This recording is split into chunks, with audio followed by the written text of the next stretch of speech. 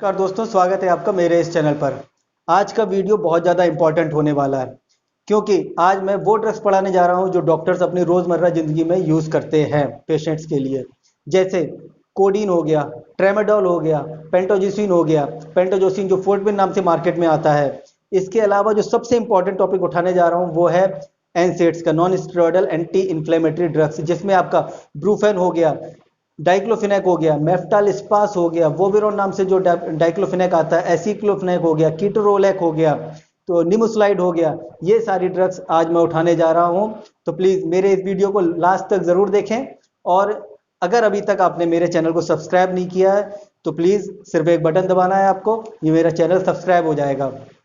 तो चलिए स्टार्ट करते हैं। पहले बात कर लेते हैं जो हमारा टॉपिक रह गया था मॉर्फिन का। एक लाइन जरूर बताना चाहूँगा, it is not a routine drug. ये ड्रग रूटीन में यूज़ नहीं की जाती है। बहुत स्पेशल केसेस होते हैं जिनमें ये यूज़ की जाती है और केवल इमरजेंसी में यूज़ करते हैं। और इमरजेंसी में भी बहुत सारी ऐसी कंडीशंस हैं जो कि कॉन्ट्रा इंडिकेटेड है फॉर मॉर्फिन।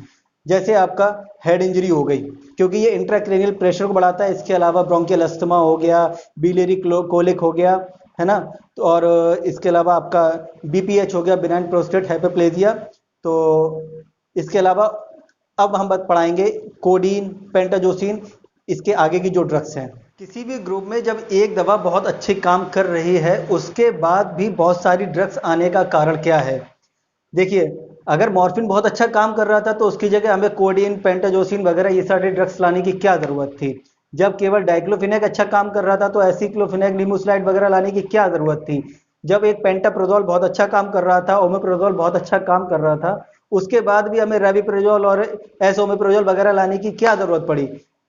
असल में क्या होता है, जो नई ड्रग्स आती हैं वो पहले वाले से कुछ बेहतर काम करती हैं। इसके अलावा जो पहली ड्रग होती है उससे उसके कम साइड इफेक्ट्स होते हैं।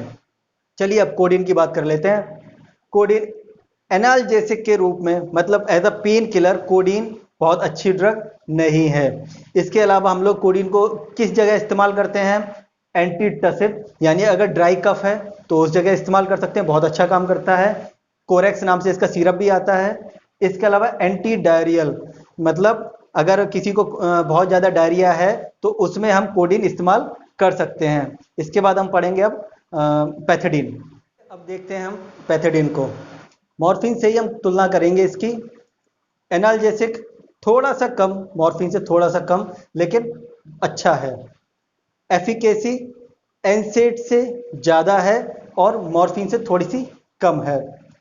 ऑनसेट इसका बहुत फास्टर होता है मॉर्फिन की अपेक्षा। मॉर्फिन का 4 से 6 घंटे होता है, इसका 2 से 3 घंटे के अंदर अपना सबसे अच्छी एफिकेसी दिखाने लगता है।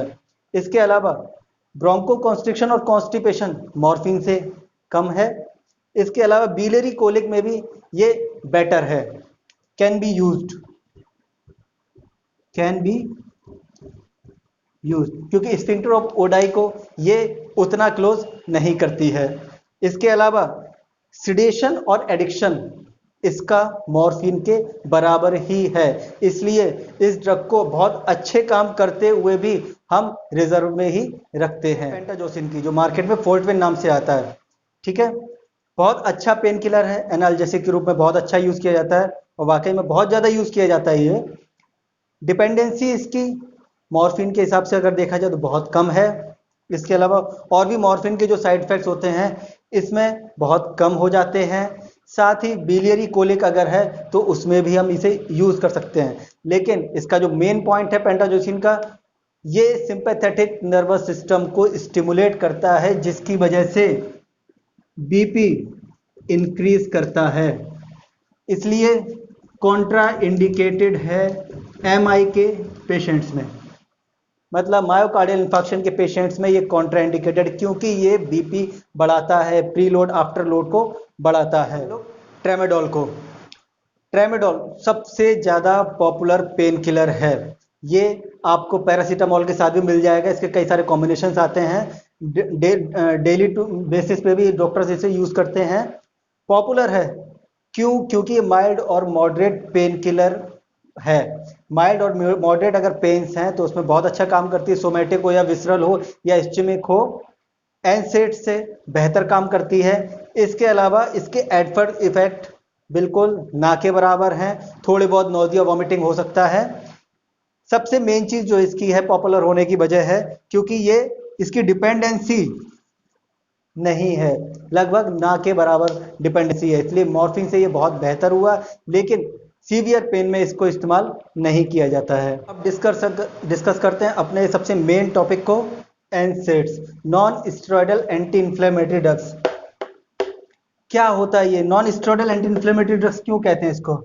ड्रग्स, ऐसी ड्रग्स जो इन्फ्लेमेशन की दुश्मन है और स्टेरॉयड भी नहीं है। एक्चुअली क्या होता है, इन्फ्लेमेशन को खत्म करने के लिए दो तरीके की ड्रग्स होती है। एक तो स्टेरॉइड्स यूज करते हैं, कॉर्टिकोस्टेरॉइड्स। उसके अलावा कॉर्टिकोस्टेरॉइड्स के अलावा जो भी ड्रग्स हैं वो सारी एनसेड्स में आएंगी। इसके एग्जाम्पल्स वगैरह मैं अभी आपसे डिस्कस करता हूँ। ये समझते हैं इसको। जब भी बॉडी में कहीं भी इन्फ्लेमेशन होता है तो एक एसिड बनता है, एरेक्डोनिक एसिड। इसको डबल ए से भी हम रिप्रेजेंट कर सकते हैं। एरेक्डोनिक एसिड साइक्लोऑक्सीजनेज एंजाइम की मदद से दो तरह के प्रोस्टाग्लैंडिन्स बनाता है, प्रोस्टाग्लैंडिन 1, प्रोस्टाग्लैंडिन 2। प्रोस्टाग्लैंडिन 1 का काम होता है हाउसकीपिंग फंक्शंस को रेगुलेट करना। जो हाउसकीपिंग, जो बॉडी को जो होमियोस्टेटिक को मेंटेन करने के लिए जो फंक्शंस होते हैं उनको मेंटेन करना। इसके अलावा ये गैस्ट्रिक म्यूकोजा को भी प्रोटेक्ट करता है। गैस्ट्रिक म्यूकोजा जो हमारी स्टमक में गैस्ट्रिक लेयर होती है म्यूकोजा की, उसको प्रोटेक्ट करता है। इसके अलावा ये ब्रोंको कॉन्स्ट्रिक्शन को भी प्रिवेंट करता है, यानी कि ब्रोंको कॉन्स्ट्रिक्शन से भी बचाता है। साथ ही जो प्रोस्टाग्लैंडिन 2 होता है, ये क्या करता है? ये इन्फ्लेमेशन करता है, पेन करता है और फीवर जनरेट करता है, ताकि हमारे ब्रेन को पता चल पाए कि हाँ बॉडी में कहीं कुछ गड़बड़ हुई है। हमारी अब एंटी इन्फ्लेमेटरी ड्रग्स पढ़ेंगे एनसेड्स में, वो कॉक्स 1 और कॉक्स 2 के आधार पर ही होगी। साइक्लिक ऑक्सीजनेज जो एंजाइम होता है उसके आधार पर ही हम अब एंटी इन्फ्लेमेटरी ड्रग्स पढ़ेंगे। हम पढ़ेंगे कि नॉन सिलेक्टिव कॉक्स इनहिबिटर्स, मतलब ऐसी जो ड्रग्स हैं जो दोनों ही साइक्लिक ऑक्सीजनेज जो 1 और 2 दोनों पे ही काम करती हैं, वो सिलेक्टिव नहीं है, यानी कि किसी एक पे काम नहीं करेंगी, वो दोनों पे ही काम करेंगी। और कुछ ऐसी होती है जो कभी कभी किसी कंडीशन में कॉक्स इनहिबिटर्स सिलेक्टिव हो जाती है, मतलब एक स्पेसिफिक काम ही करेगी, कभी कभी, रेगुलर नहीं। और कुछ ऐसी होती है जो सिलेक्टिव होती है, जो केवल और केवल कॉक्स को इनहिबिटर करेंगी, जो हमारे लिए फायदेमंद होगी। अब वो ड्रग्स देखते हैं। नॉन सिलेक्टिव कॉक्स इनहिबिटर्स की बात कर लेते हैं। इनमें कौन कौन सी ड्रग्स आएंगी? एस्पिरिन आएगी, जिसे हम डिस्प्रिन नाम से जानते हैं। डाइक्लोफिनेक, एसिक्लोफिनेक, मेफेनिमिक एसिड, मेफ्टालिस्पास नाम से आती है। कीटोरोलैक, आइबुजेसिक, ब्रूफेन नाम से आती है। पायरोक्सिकैम।